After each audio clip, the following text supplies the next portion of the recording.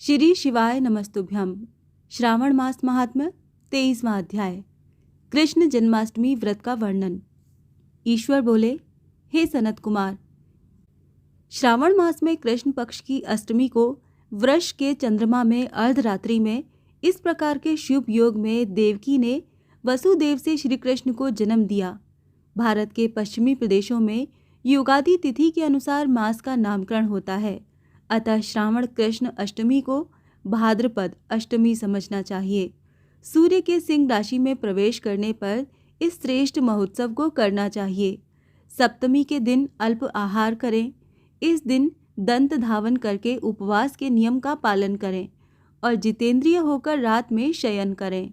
जो मनुष्य केवल उपवास के द्वारा कृष्ण जन्माष्टमी का दिन व्यतीत करता है, वो सातों जन्मों किए गए पापों से मुक्त हो जाता है, इसमें संदेह नहीं है। पापों से मुक्त होकर गुणों के साथ जो वास होता है, उसी को सभी भोगों से रहित उपवास जानना चाहिए। अष्टमी के दिन नदी आदि के निर्मल जल में तिलों से स्नान करके किसी उत्तम स्थान में देवकी का सुंदर सूतिका गृह बनाना चाहिए, जो अनेक वर्ण के वस्त्रों, कलशों, फलों, पुष्पों तथा दीपों से सुशोभित हो और चंदन तथा अगरू से सुवासित हो। उसमें हरिवंश पुराण के अनुसार गोकुल लीला की रचना करें और उसे बाजों की ध्वनियों तथा नृत्य, गीत आदि मंगलों से सदा युक्त रखें।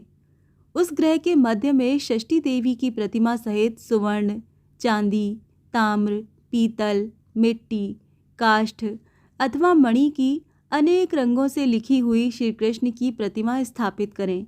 वहाँ 8 शल्य वाले पर्यक के ऊपर सभी शुभ लक्षणों से संपन्न प्रसूतावस्था वाली देवी की मूर्ति रखकर उन सबको एक मंच पर स्थापित करें और उस पर्यक में स्तनपान करते हुए सुप्त बाल रूप श्री कृष्ण को भी स्थापित करें।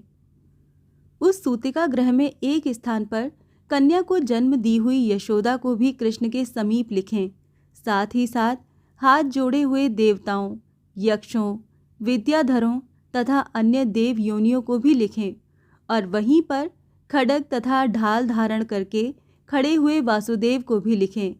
इस प्रकार कश्यप के रूप में अवतीर्ण वसुदेव जी, अदिति स्वरूपा देवकी, शेषनाग के अवतार बलराम, अदिति के ही अंश से प्रादुर्भूत यशोदा, दक्ष प्रजापति के अवतार नंद, ब्रह्मा के अवतार गर्गाचार्य, सभी अप्सराओं के रूप में प्रकट गोपिका वृंद, देवताओं के रूप में जन्म लेने वाले गोपगण, काल नेमी स्वरूप कंस, उस कंस के द्वारा ब्रज में भेजे गए वृषासुर, वत्सासुर, कौवलियापीड़, केशी आदि असुर, हाथों में शास्त्र लिए हुए दानव तथा यमुना दह में स्थित कालिया नाग, इन सबको वहाँ चित्रित करना चाहिए। इस प्रकार पहले इन्हें बनाकर श्री कृष्ण ने जो कुछ भी लीलाएं की हैं, उन्हें भी अंकित करके भक्ति परायण होकर प्रयत्न पूर्वक 16 उपचारों से देवकी इस मंत्र के द्वारा उनकी पूजा करनी चाहिए।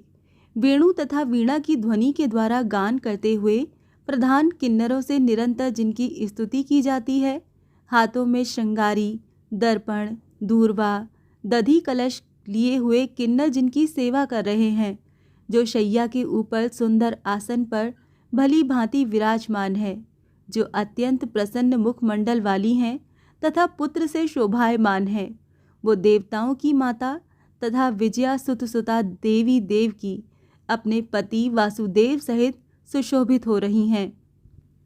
उसके बाद विधि जानने वाले मनुष्य को चाहिए कि आदि में प्रणव तथा अंत में नमः से युक्त करके अलग अलग सभी के नामों का उच्चारण करके सभी पापों से मुक्ति के लिए देवकी, वसुदेव, वासुदेव, बलदेव, नंद तथा यशोदा की पृथक पृथक पूजा करनी चाहिए।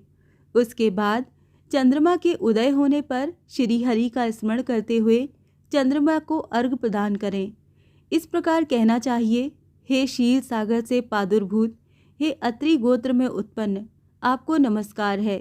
हे रोहिणी कांत, मेरे इस अर्घ्य को आप स्वीकार कीजिए। देवकी के साथ वासुदेव, नंद के साथ यशोदा, रोहिणी के साथ चंद्रमा और श्री कृष्ण के साथ बलराम की विधिवत पूजा करके मनुष्य कौन सी परम दुर्लभ वस्तु को नहीं प्राप्त कर सकता है। कृष्णाष्टमी का व्रत 1 करोड़ एकादशी व्रत के समान होता है।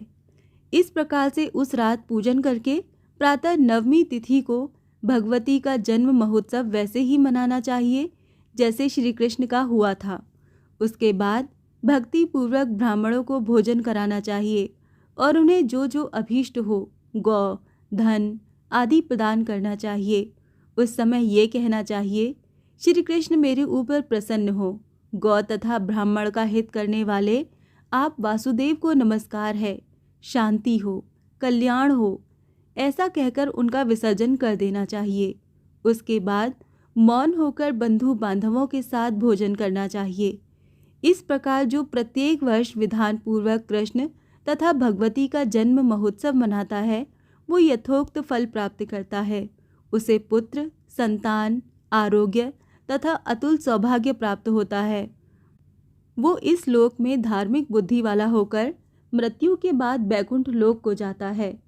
हे सनत कुमार, अब इसके उद्यापन का वर्णन करूँगा। इसे किसी पुण्य दिन में विधि पूर्वक करें।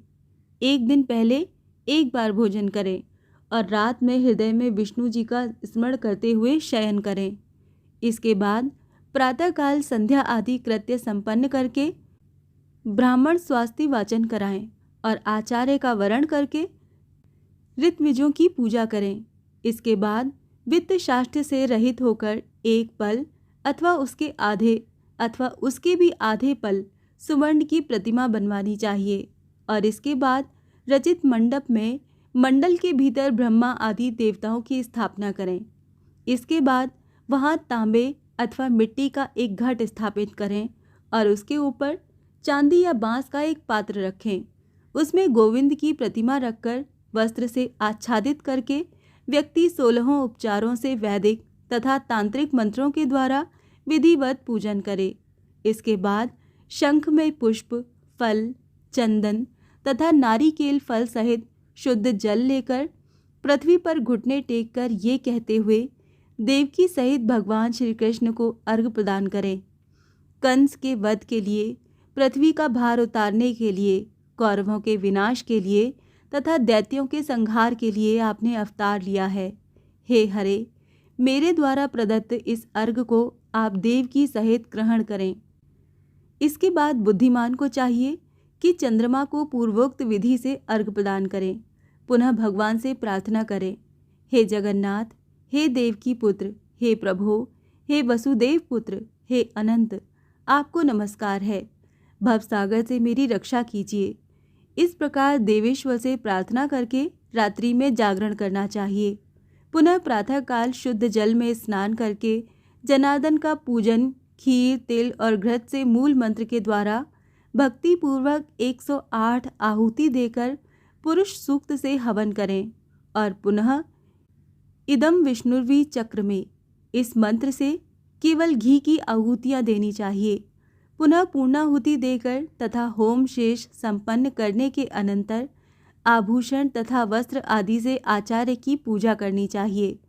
उसके बाद व्रत की संपूर्णता के लिए दूध देने वाली, सरल स्वभाव वाली, बछड़े से युक्त, उत्तम लक्षणों से संपन्न, सोने के सींग, चांदी के खुर, कांसे की दोहनी, मोती की पूंछ, ताम्र की पीठ तथा सोने के घंटे से अलंकृत की हुई एक कपिला गौ को वस्त्र से आच्छादित करके दक्षिणा सहित दान करना चाहिए।